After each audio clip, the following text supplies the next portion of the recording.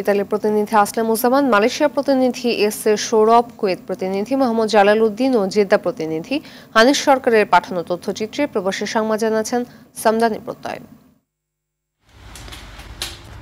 ইতালিতে নিযুক্ত বাংলাদেশের রাষ্ট্রদূত এটিএম রকিবুল হকের সঙ্গে সৌজন্য সাক্ষাৎ করেছে বাংলাদেশ প্রবাসী অধিকার পরিষদ ইতালি শাখার নেতারা। সংগঠনের সভাপতি এইচ.এম. ফারদিনী আমিন ও সাধারণ সম্পাদক জনি আলম জনি ছাড়াও এ সময় উপস্থিত ছিলেন সংগঠনের কেন্দ্রীয় সাংগঠনিক সম্পাদক রোমান জান্নাহ, রুহুল আমিন তালুকদার, ইউসুফ চোকদার, সোহেল আমিন সহ অনেকে।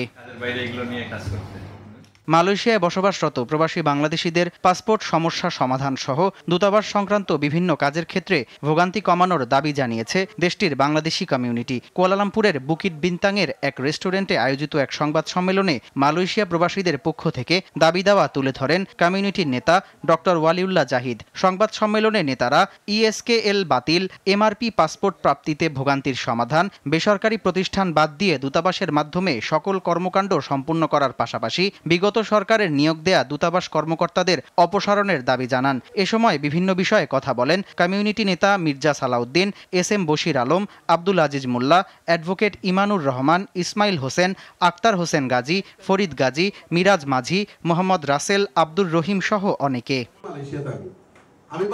ইছামতি স্পোর্টিং ক্লাব কুয়েত কমিটির অভিষেক ও জার্সি উন্মোচন উপলক্ষে আলোচনা সভা হয়েছে। ক্লাবের সভাপতি লায়ন মোহাম্মদ শাহজালাল তালুকদার মোহনের সভাপতিত্বে সাধারণ সম্পাদক সোহেল চৌধুরী ও যুগ্ম সম্পাদক আবু সালেহ যৌথ সঞ্চালনায় অনুষ্ঠানে প্রধান অতিথি হিসেবে বক্তব্য রাখেন জালাল আহমেদ চুন্নুমুল্লাহ। বিশেষ অতিথি ছিলেন বাংলাদেশ কমিউনিটি সভাপতি মুরাদুল হক চৌধুরী ও সাধারণ সম্পাদক কামরুজ্জামান টিটু ও বিলাল উদ্দিন। প্রধান বক্তা ছিলেন বাংলাদেশ প্রবাসী ফুটবল ফেডারেশন কুয়েতের সভাপতি জায়েদুর রহমান জায়েদ।